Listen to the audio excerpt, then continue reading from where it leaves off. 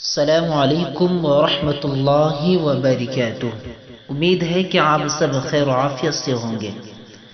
آج میں بڑے افسوس کے ساتھ کہہ رہا ہوں کہ مسلمانوں کی آواز اٹھانے والا شخص اسد الدین اویسی پارلیمنٹ کے اندر میں اگر کوئی مسلمانوں کی حق کی بات کرتے ہیں وہ اسد الدین اویسی صاحب ہے۔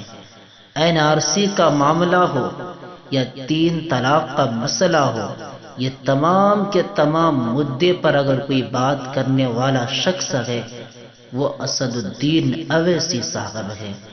لیکن افسوس اس بات پر ہو رہے ہیں آج مسلمان خاموش ہے، ان پر قاتلانہ حملہ ہوا، آج کوئی سیاستدان ان کے ساتھ نہیں، آج ان کے سپورٹ کرنے والا کوئی شخص نہیں۔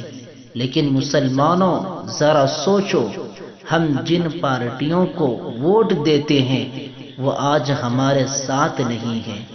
ذرا سوچو، اس بات پر غور کرو۔